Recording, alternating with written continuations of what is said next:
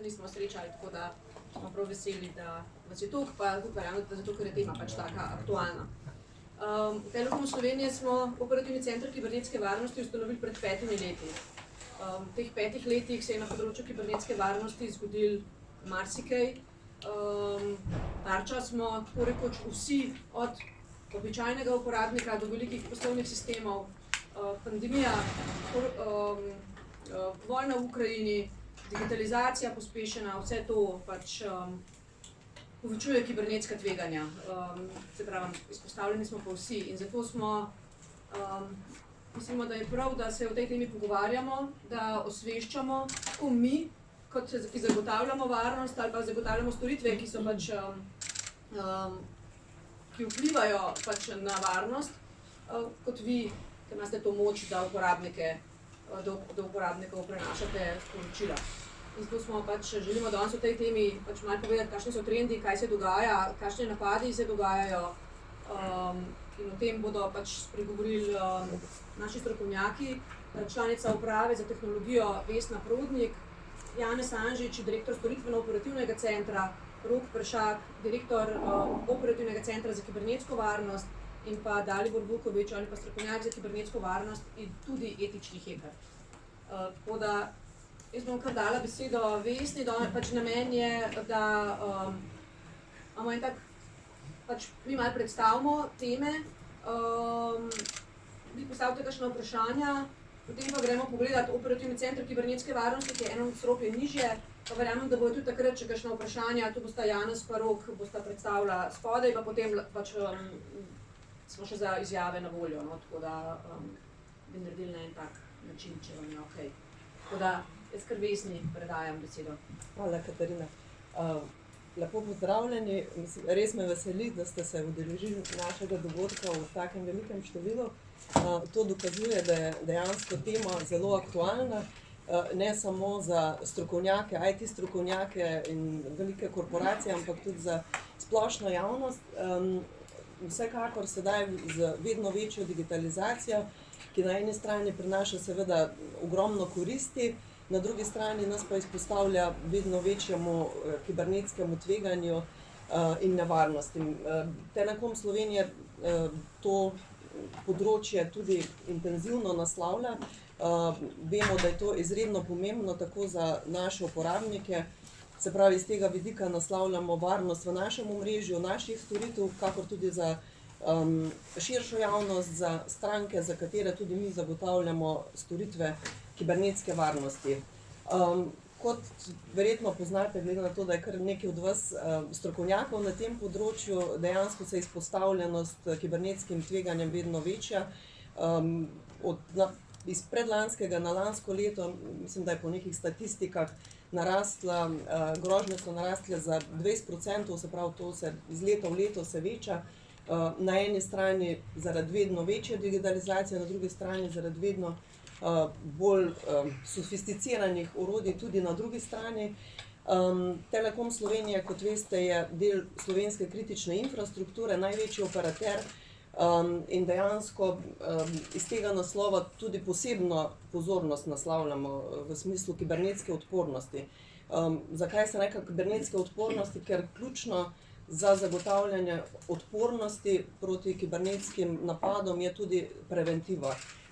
Naš operativni center kibernetske varnosti je v bistvu v tem smislu eden od stebrov, ne pa edina storitev znotraj Telekoma v smislu zagotavljanja varnosti, ker v bistvu vidimo kibernetsko varnost kot eno celovito zadevo, večplastno, povezano, ki jo je treba zagotavljati na različnih nivojih in z različnimi orodji. Se pravi, na eni strani imamo najnaprednejše rešitve, ki zagotavljajo to, na drugi strani pa seveda brez izjemno usposobljenih strokovnjakov seveda tega ni možno zagotavljati. Mislim, da imamo tudi največjo ekipo in lahko bi rekla tudi verjetno najbolj usposobljeno v državi. Na tem področju naši strokovnjaki sodelujejo tudi z mednarodnimi organizacijami, izobražujejo se doma v tujini. Tako da iz tega vidika mislimo, da gradimo dejansko nek tak ekosistem, ki bo v bistvu celotni, se pravi, in uporabnikom, in državi, in vsem omogoča grajenje neke odpornosti, ker je pa ekstremno pomembno tudi ta preventivni vidik, ker, kako že pravijo, kibernetska varnost ali pa kakšna druga varnost je v bistvu varno toliko, kolikor je varen najšibkejši člen. Mislimo, da je pa izredno pomembno tudi ta vidik osveščanja, ne samo, ko pride do nekega napada, ga reševati, ampak dejansko ljudi osveščati, kako čim bolj, kako bi rekli, smart ali pa previdno se obnašati v digitalnem okolju.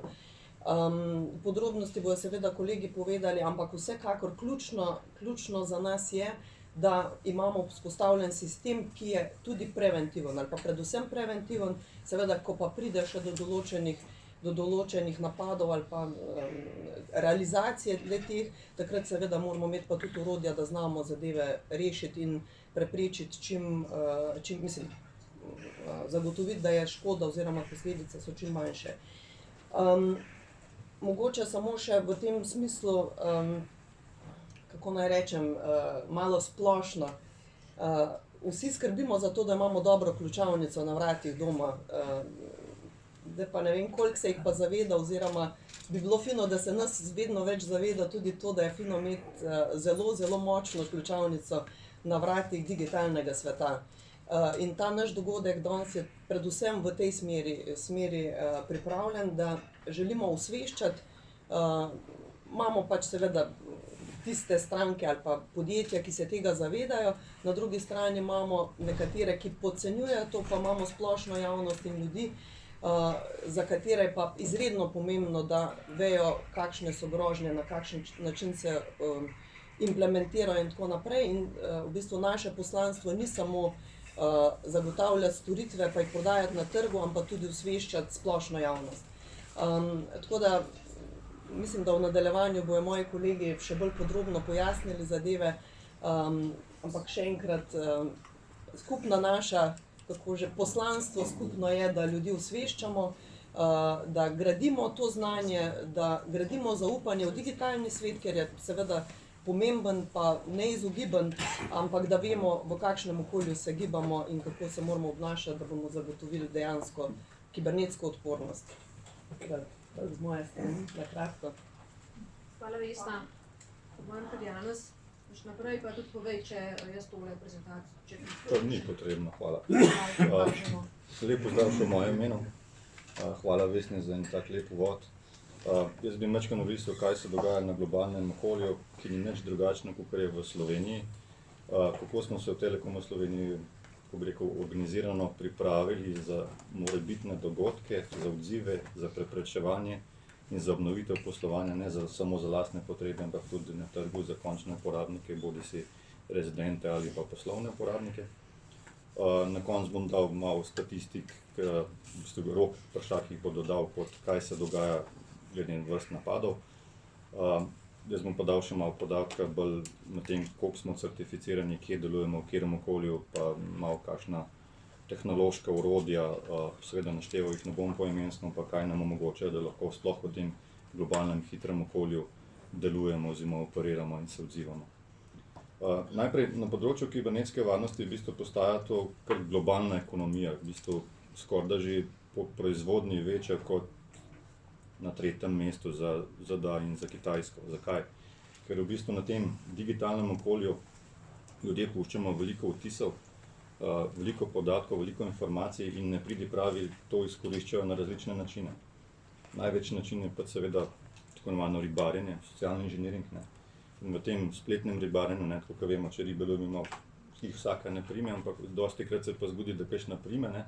Zdaj mi smo pa tukaj v prvi vrsti strokovnjaki in tudi splošna javnost in vi kot novinarji, da zagotovite to ozaveščanje končnega uporabnika, da ni vsaka vaba primerna za ugrizniti in da se je treba navaditi in naučiti, kako in na kaj odreagirati in kaj sploh pustiti v tem digitalnem okolju.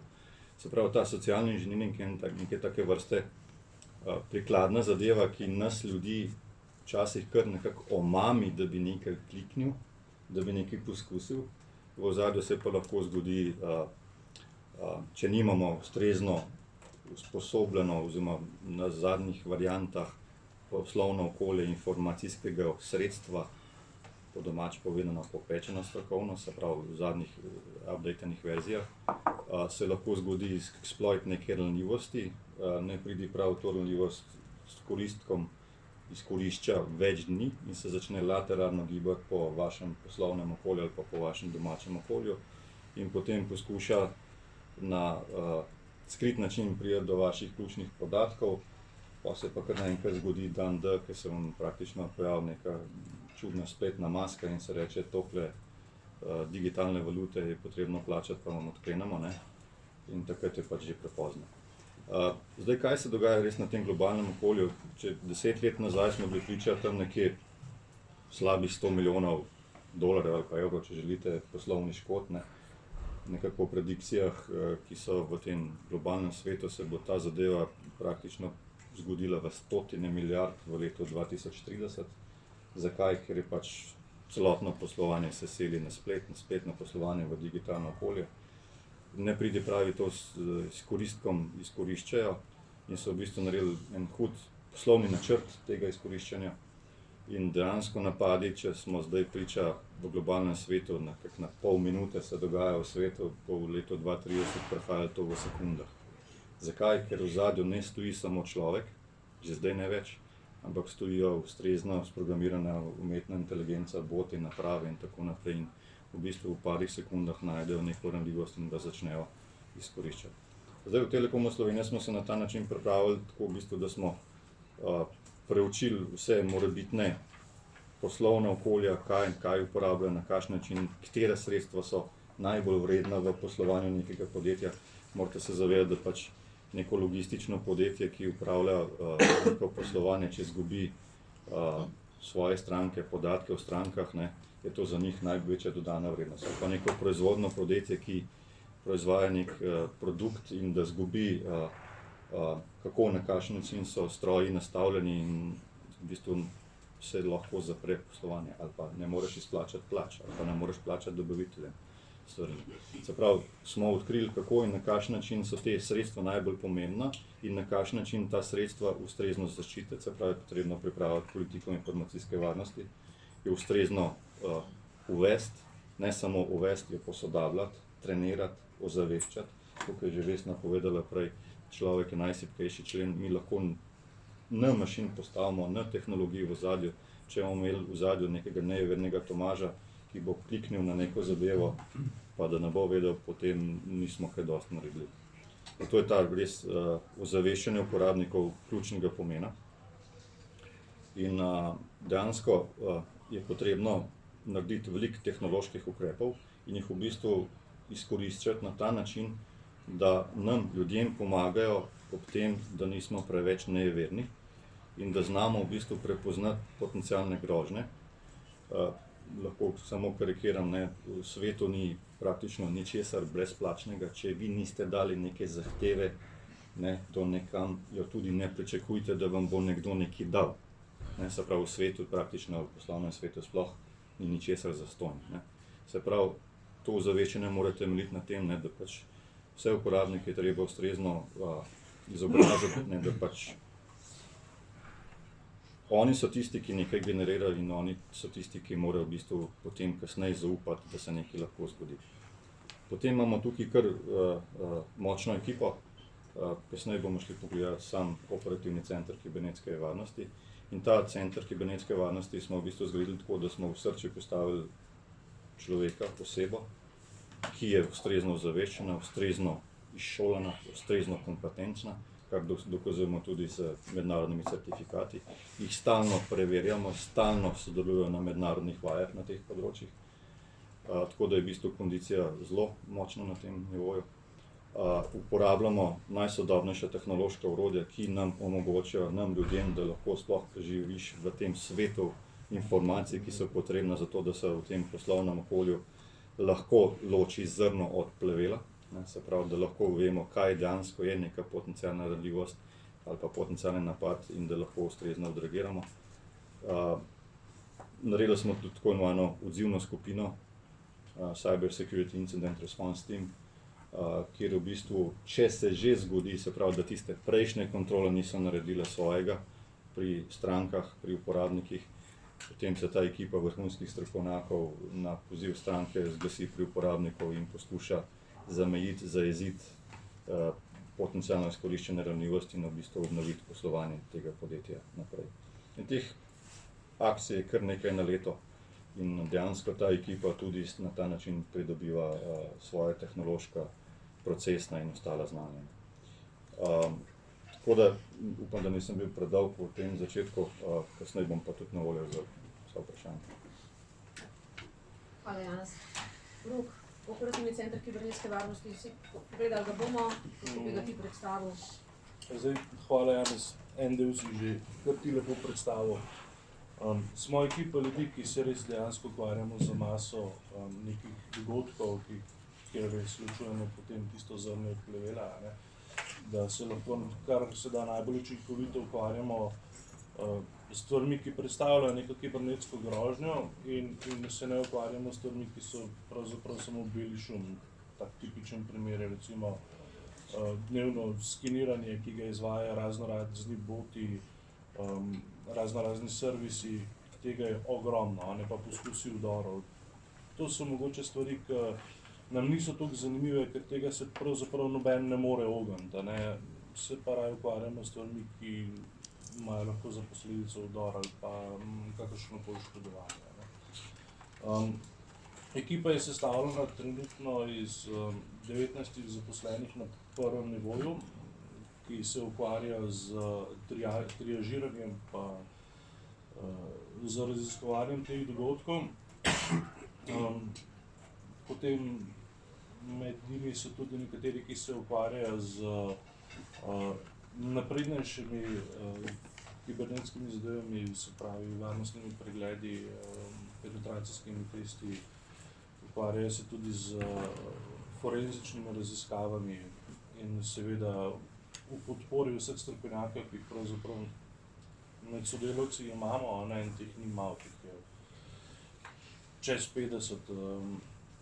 Lahko vedno pridemo do neke informacije, neke rešitve, pomoči, česarkoli, na katerihkoli sistemih želimo, pravzaprav, ker so vsi strokovnjaki na svojih področjih. Zdaj tam je bil, oziroma na tabli se vidi, pa če greš eno nazaj, prosim, ta lep seznam certifikatov, po spodaj so še 3 pikce, tega je ogromno.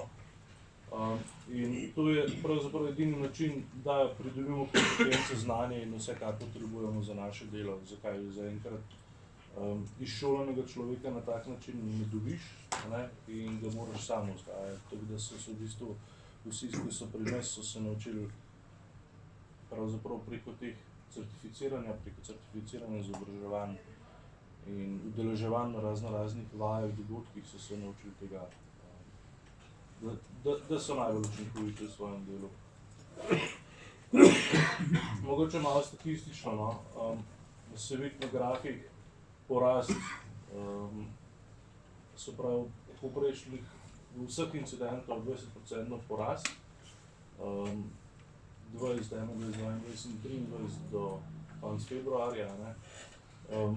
Precej več je dosti napadov zaznanih, pri nas sicer dosti dobro poskrbimo za to nekega hudega impakta stranke, smo tehnološko, kar se tega tiče, jih lepo obranimo in če se mogoče desno spodaj lahko pogledate, so pa povzetki kategorizacij, to so kategorizacije, ki jih uporabljamo v zaključevanju posameznih incidentov. In se vidi, da je spet porast posamezni procenti različnih in zlonamernih povezav programov, phishinga je še vedno veliko raste, pa seveda poskus prijav z napačnimi credentiali. Ja, to bi bilo na hitro, zdaj kakšne stvari bomo pa še preko vprašanj. Pogovarjali smo se tudi o tem, da se pač ljudje, da je to tudi vedno večja grožnja, ker se pač v različne digitalne profile se uporabljamo z vedno istimi uporabniškimi imeni in vedno istimi gesli.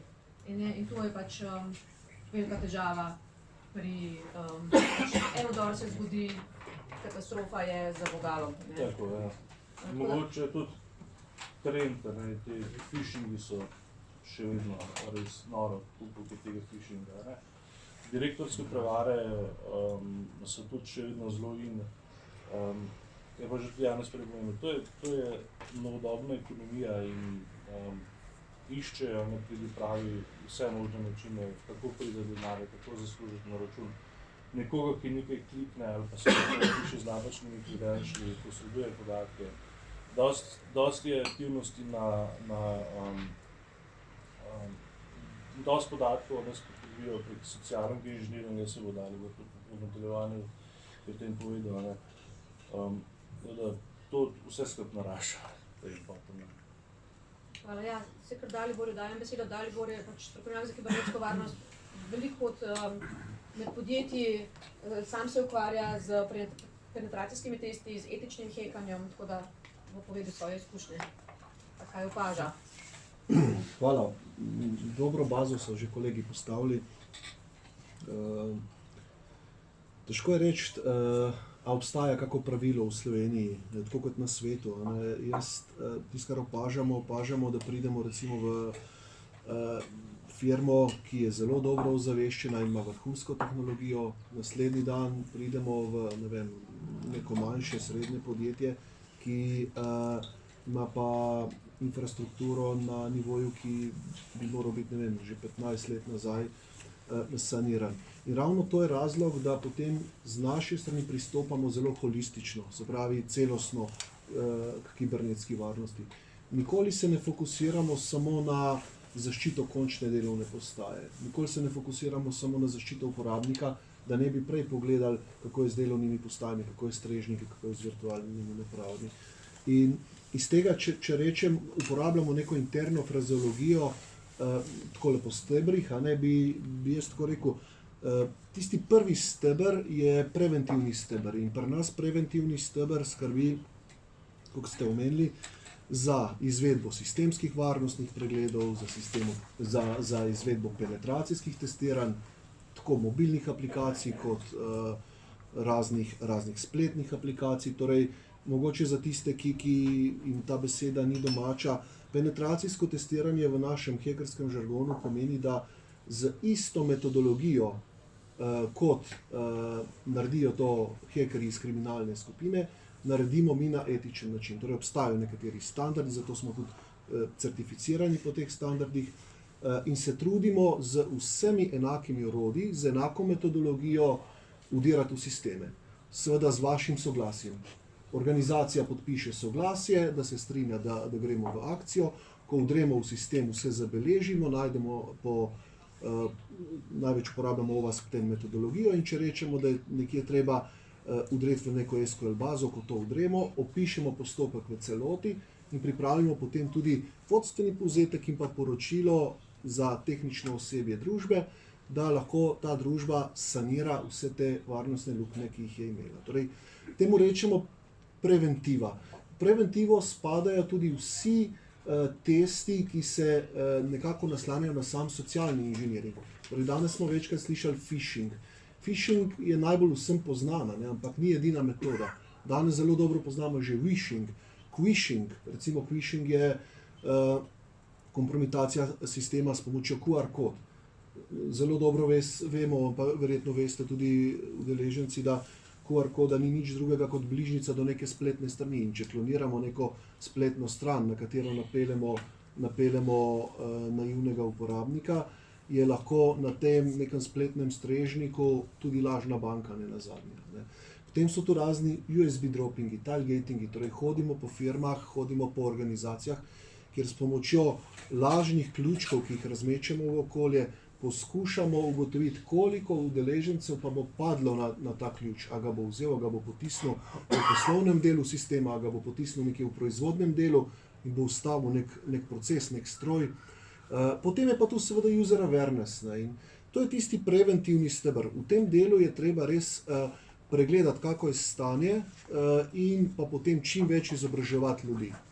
Drugi del, ki je pri nas najbolj številčno zastopan, je tako imenovana reaktivna kibernetska varnost.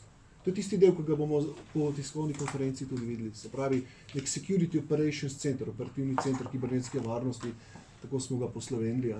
mora imeti od zadaj neka reaktivna orodja, da ima funkcijo nekega varnostnika ali pa policista. Se pravi, če že nekdo potrka na vaša vrata, moramo z neko palco napadalca eliminirati iz omrežja. Ne? In to so potem, včasih se spomnite, so govorili, imam antivirus. Ne? Včasih so to bili antivirusni programi, požarne pregrade, danes je še pa marsikaj več. Videli boste spodaj, XDR je recimo trenutno trend, Extended Endpoint Detection Response, te so razni Network Detection Response, orodja za user behavior analitiko in tako naprej. Vse to nam pomaga, da lahko Rokova ekipa enostavno izvede triažo in zameji, eliminira napadalca. Imamo pa še tretji steber, ki mu v kibernetskem žargonu rečemo prediction oziroma prediktivna kibernetska varnost, kjer se pa poskušamo že vnaprej pripraviti na to vrstne napade. To so pa spet določeni skeneri, določena orodja, ki nam pomagajo, tako kot vam pomaga Google zbrskati, ne vem, Facebook ali kaj podobnega, ne vem, kakšen družbeni medij, kako socialno mrežje, se mi trudimo z določenimi orodji tudi pridobiti podatke o naših klientih na način, da to njim ne bi škodilo. Se pravi, zelo verjetno je, da je vsako večje ali pa srednje slovensko podjetje že bilo kompromitirano na tak ali drugačen način. Velikih ve, da so bili kompromitirani, veliko je takih, ki misli, da niso bili, in veliko je takih, ki sploh ne ve, da je že nekdo v njihovem omrežju. Ponavadi, ko pridemo na incident response team dogodek ali pa ko pridemo delati varnostni pregled, ugotovimo, da je v okolju nekega klienta že 2 meseca hekerska skupina, da so že na AD-ju ali pa marsikje drugje, da so že prevzeli določena orodja, pa sam uporabnik to niti ne ve, ker nima zadostnih orodij. In v tem prediktivnem delu poskušamo pa to že vnaprej napovedati. Torej, če vam je nekdo že ukradel uporabniško ime in geslo, in če se to kje vrti po kakih spletnih straneh, po kakih omrežjih, poskušamo z določenimi orodji to pravočasno zaznati in takoj, ko zaznamo, potem ekipo firme, za katero delamo, tudi obveščamo. Glejte, Mojca, ki je pri vas računovodkinja, je imela zlorabljeno geslo, dajte ga čim prej zamenjati, ker je velika verjetnost, da bi to lahko nekdo mogoče na darknetu preprodal in bi neka hekerska skupina potem to lahko izkoristila v svojo korist. Če vstopijo skozi vrata Mojce, bodo, tako kot je Janez omenil, izvedli tako imenovani lateral movement, tipična skripta je Mimikatz, ki bo to speljala lateralno po infrastrukturi. En mesec bodo skenirali vaše omrežje, pobirali podatke, si jih hranili, po enem mesecu bodo pa v soboto, v nedeljo, ko vas ni, to zelo dobro je, udarili in bodo v parih minutah zašifrirali večino delovnih postaj. In tle je potem game over. Tu naprej prav veliko započeti ni kot poklicati potem incident response ekipe. Jaz bi mogoče za zdaj toliko tem. Hvala lepa. Ja, tukaj so zdaj vaše vprašanja. Če kakšno vprašanje, gremo pogledat, pa boste potem imeli kakšno vprašanje. Jaz bi posebej, ja. Kasneje. Ja, televizije bodo 1 na 1 še želele, ja. Jaz bom tudi 1 na 1, ampak vseeno javno vprašanje. Vaše izkušnje, ker imate veliko stikov s podjetji, večjimi, manjšimi v Sloveniji. Kakšna je ta stopnja zavesti? Lahko rečemo, da se ljudje zavedajo, da prepoznavajo, da so, mislim, kje smo, niti ne zavedajo se, a so na stopnji, da se zavedajo, pa da ne vejo, kaj bi, ali pa lahko rečemo, da so zreli in da se odgovorno, bojim se, da to zadnje ne bo držalo. Akademsko bi dal oceno med 7 in 8. Torej, ni slabo. Imamo organizacije, ki ponavadi so to bančne inštitucije, finančne inštitucije, kjer je najvišji nivo varovanja. Hkrati imamo pa mikro, mala in srednja podjetja, kjer je lastnik firme, če se smem tako izraziti, capo di banda. Želi imeti ključ od vhodnih vrat, želi imeti ključ od garaže, logistike in želi imeti dostope do vseh strežnikov. Tle pa potem ta podhranjenost. Tako da generalno gledano, mediji veliko zaveščajo, obstaja tudi cel kup že nekih spletnih strani, forumov, ki ljudem na nek prijazen način probajo razložiti to stanje. Dajmo reči, da je res ocena nekje med 7 in 8, se pa to izboljšuje, ker končno tudi s pomočjo raznih evropskih skladov, s pomočjo raznih evropskih projektov, se tudi firme zavedajo, da koraku z digitalizacijo bodo morali na prvem mestu poskrbeti za kibernetsko varnost, bistveno prej kot za razvoj nekega softvera. In v tem segmentu ali pa v tem primeru se firme potem tudi ustrezno opremljajo. Mogoče čisto ena zanimivost. Še 2-3 leta nazaj smo mi prosili stranke in razlagali, kako pomembno je, da se zaščitijo, kaj morajo imeti. Danes pa te stranke, sploh recimo od lanskega februarja, ko je prišlo do te nesrečne rusko-ukrajinske krize, pa stranke same hodijo, sprašujejo, dajte nam svetovati, kaj bi dali, dajte nam še to, a je tudi to smisel. Tako da ocena je tu nekje, če bi jo akademsko ocenili. Jaz bi se na tole, če se lahko še na tole navežem, ampak ne na podjetništvo. Jaz razumem, da tlele pač govorimo predvsem o varovanju podjetij in podobnih, ampak vseeno, človek je šibki člen. Ozaveščene smo tukaj slišali besedo, mislim, da je res tokrat, hecam se. Ampak, kadarkoli sem se jaz pogovarjal v zadnjih 3 letih s kakršnimkoli slovenskim varnosti, ki mi je povedal eno zelo tako zanimivo anekdoto. Na eni strani imamo tujega uporabnika, človeka, domačega, poslovnega, konec koncev. Jaz, ko sem doma, sem zjutraj, popoldne doma, zjutraj sem v službi, delam na isti način in moje obnašanje je zelo podobno. Tuji uporabniki razumejo, da je varnost njihov problem. Slovenci pričakujemo, da bo to nekdo drug za nas rešil. In se ne obremenjujem s tem. Meznja, a to še vedno velja? In drugo podvprašanje, kako to rešiti? Lahko rečem, da v bistvu se spreminja ta model. Ne velja več tako, kot je bilo v preteklosti. Ne.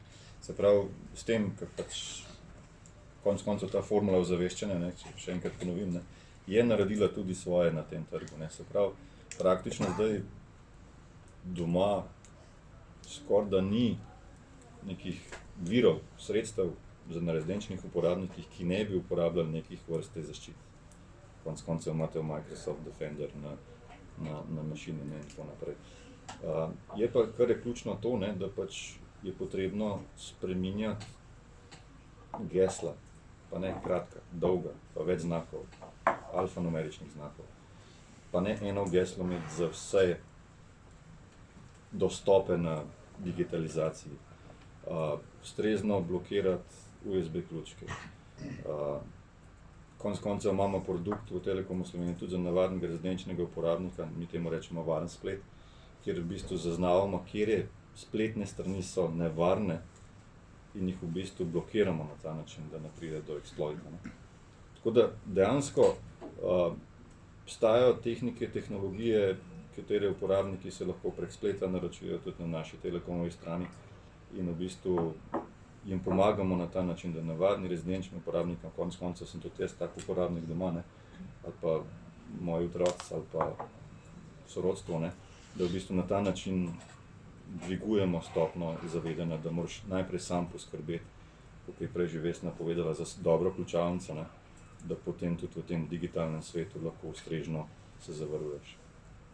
Mogoče sem še en komentar, če dodam, mogoče ni zadosti poudaril. Zelo pomembno je, recimo, če želimo ločevati ta privatni svet pa službeni svet. Ogromno ljudi ima ista gesla v privat sferi pa službeni sferi. In seveda privat ljudje malo druge stvari gledamo ali pa gledajo. In v bistvu, če s tem istim geslom, ki si ga privat uporabil, ga kompromitiraš, ta istega uporabiš pol v službi, se lahko zadeva prenese. Ne? In to je nekaj, kar je zelo tako, kar mislim, da tudi zaznavamo, tudi en tak vir zloraba, ne pa recimo, če prenesemo to zadevo iz privat življenja v službo, recimo, ne? Ker pač doma, če te eno mašino zaklene ali pa kaj, ni nekaj strašnega, razen dobro. Imamo tudi bančne storitve že gor pa tako naprej, ampak če pa prineseš to tveganje iz zasebne sfere v službeno sfero, je pa lahko katastrofa posledica. Ne? In to so ene zadeve, ki mogoče jih je treba tudi malo bolj izpostaviti, ne? Da je treba ločevati kibernetski zasebni svet pa kibernetski službeni svet. Ne? Mogoče sem, če dopolnim, tisto, kar opazim na terenu, kar opazimo na terenu, je mogoče eksplicitno odgovor na vaše vprašanje. Mladi v Sloveniji se že zavedajo tega. In danes, recimo, ko delamo simulacijo phishing napada, pa kloniramo nek Microsoft Office 365, zakupimo neko lažno domeno. Če bo nekdo od mladih vpisal uporabniško ime in geslo in bo to letelo na moj klon strežnika in ko bo o tem opozorjen, bo relativno hitro zamenjal, se bo zavedal tega in bo tudi menjal gesla. Ne bo imel na Facebooku enako geslo kot na TikToku, zdaj že vejo, koliko sondira TikTok, koliko sondirajo neka druga socialna omrežja.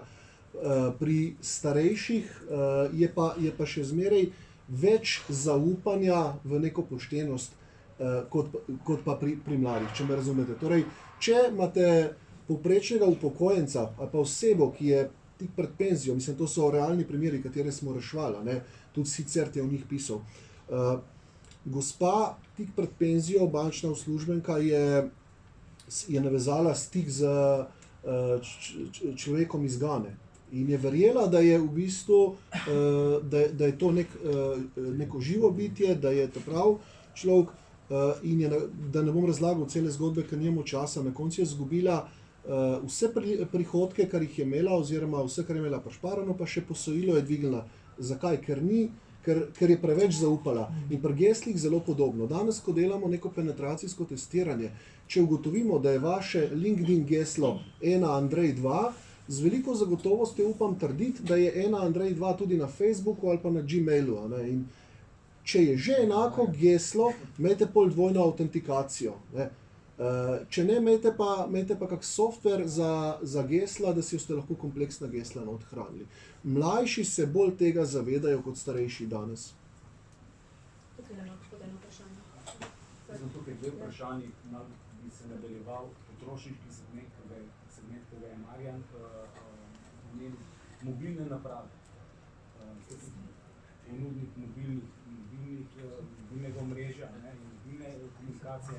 Ampak zanima me, kako vi ocenite, kakšen je delež uporabnikov, ki ščitijo svoje mobilne naprave, tako med mladimi, tako starejšimi, tako med podjetji, kot se.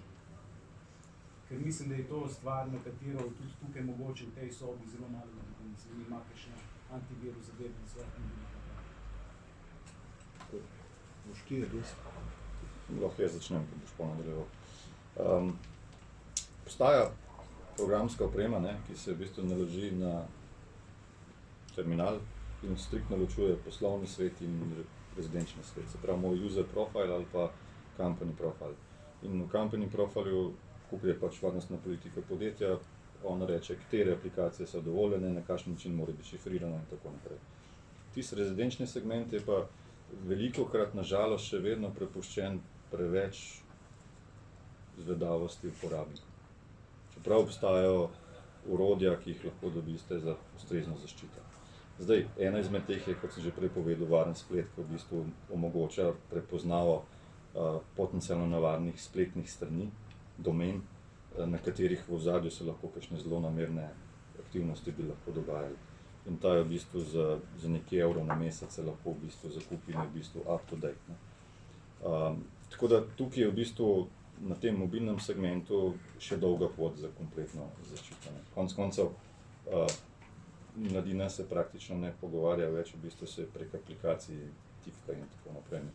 Tako da je na tem segmentu priložnosti za izboljšavo še zelo veliko. Mene pa zanima, če se že pogovarjamo, oziroma bomo obiskali vaš varnostno-operativni center, s katerim največjim oziroma najzahtevnejšim varnostnim incidentom ste se ukvarjali v vašem SOC-u in pa recimo en statistični podatek, kolikrat mesečno oziroma letno je napaden oziroma zaznan poskus napada na Telekom Slovenije. Zdaj, mogoče je fino tudi razdelati, da teh napadov niti ni toliko malo. Če pogledamo samo DDoS napade, teh je ogromno. In na naše infrastrukture, na naše stranke, hvala Bogu za enkrat, nam naše orodje omogoča, da gremo lahko skozi. So bili že večji napadi, ampak z mehanizmi, ki jih imamo, z dogovori, ki jih imamo z tujimi ponudniki, ki nam v bistvu tudi ta uplink ponujajo, lahko sebe in naše uporabnike dosti v redu zaščitimo. To bom rekel tudi, da je bil eden izmed večjih napadov, ki smo jih zaznali na nas. Incidentov, če govorimo kot Telekom, ni bilo, so bili posamezni, ki skačejo ven. Nedolgo nazaj smo se ukvarjali z uporabnikom, ki so mu zaposlenim pravzaprav, ki so mu prek enega nameščenega programa pobrali hashe, profile iz brskalnikov, to zadevo smo tudi najdel na Darknetu in najdel še dodatne informacije zraven. Take stvari se dogajajo pravzaprav na posameznikih, zdaj takih nekih hudih napadov, da bi rekel, da nam je nekdo vdrl zaenkrat. Hvala Bogu, še nismo se zaznali. Še jaz bi imel eno vprašanje, a se nameravate razširiti področje kibernetske varnosti tudi na področje proizvodnih sistemov?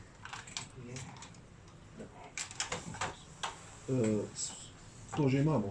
Torej, mi smo ekspandirali tudi na področje industrije, na OT naprave, IoT naprave v povezavi s 5G. Tako da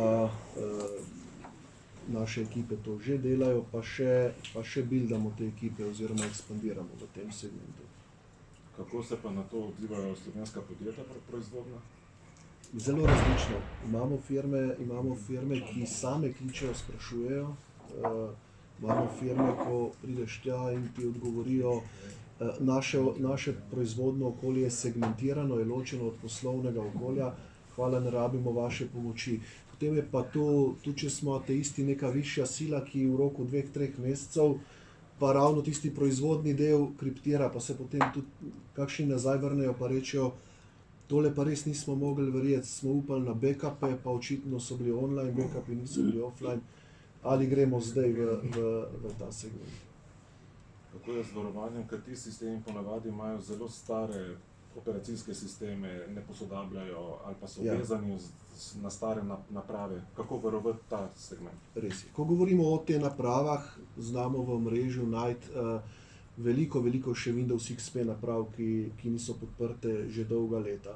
Ampak ravno zato obstajajo vendorji, proizvajalci, ki delajo napredno zaščito za to vrstne mašine. Torej, Telekom načeloma niti ne prodaja več antivirusa, ker si naredimo več težav kot koristi, če bi antivirus prodajali. Zakaj? Zato, ker antivirus deluje na podpisu neke skripte in če pride nek zero day napad, ki tega podpisa nima in teh napadov s pomočjo umetne inteligence je toliko, da danes prek ChatGPT-ja tazga naredite, nam to oteži delo. Zato XDR naprave integriramo v proizvodna delovna okolja na XP mašine. Torej, če je neka Siemensova mašina, ki bo rekla, 30 let sem stara, še vedno zelo dobro funkcioniram, škoda, da me zavržete. V redu, ni problema, bomo dali neko napredno XDR orodje na to mašino, okolje bomo segmentirali, da od zunaj ne bo dostopno in to XDR orodje bo spremljalo vsako anomalijo. Seveda je pol več alarmov, ker je tudi več backdoorov, ampak se to zadevo adekvatno zaščiti. Je pa čisto odvisno, če so odzadaj še kakšni SCADA sistemi, če so kakšni PLC krmilniki, so pa tu še dodatne mašine, ki skenirajo ta promet, pa potem tvorijo neko celostno zaščito. Samo še eno vprašanje. Prej ste omenili, recimo, da je recimo lastniki, direktorji, ki hočejo imeti dostop do vsega. Kako take ljudi prepričati, da je recimo, ne vem, MFA koristna reč, pa čeprav oni pravijo, ne, to je komplicirano, to jaz ne bi itd. Ena opcija je, da so žrtev napada. Ponavadi pridemo ravno k takim na terenu. Torej, nekdo, ki ima zakupljen Security Operations Center, računamo, moram potrkati, saj do zdaj je bilo tako, da smo tista prva bojna linija specialcev, ki to znamo vse ustaviti, vsaj v veliki večini. Ko pa hodimo na incident response, kar je kolega prej omenil, pa hodimo ravno k takim. Torej, gospod povprečno 60 let, vozi se z dobrim vozilom, ima firmo v neki lokalni skupnosti in reče, da se mu to ne more zgoditi. Ko se to zgodi, potem vse sprejme. Veste, takrat tudi vsako pogodbo podpiše, tudi cena ni potem več tak problem. Tudi odkupujejo, še preden bi se posvetovali z nami, odkupujejo ransomware, dešifrirne ključe. To je tisti prvi način, drugi način je pa, tak smo prej omenili, user awareness. Recimo ena zanimivost, zadnje 2 leti je Ekosklad veliko financiral sistemske varnostne preglede in penetracijska testiranja. In ko si prišel v tako družbo, ko si naredil varnostni pregled ali pa pen test, si tudi imel potem neko iteracijo z uslužbenci, med njimi je bil ponavadi direktor, in si povedal, gledajte, skozi ta account smo prišli, te credentiale smo lahko pobrali, prišli smo na AD, to je za vas game over. Takrat se pa potem zamislijo in spremenijo. Ne vem pa, če mišljenje spremenijo v firmi zadevo, vsaj na tak način rešujejo. predlagala, da gremo pogledat. Samo ena specifika je,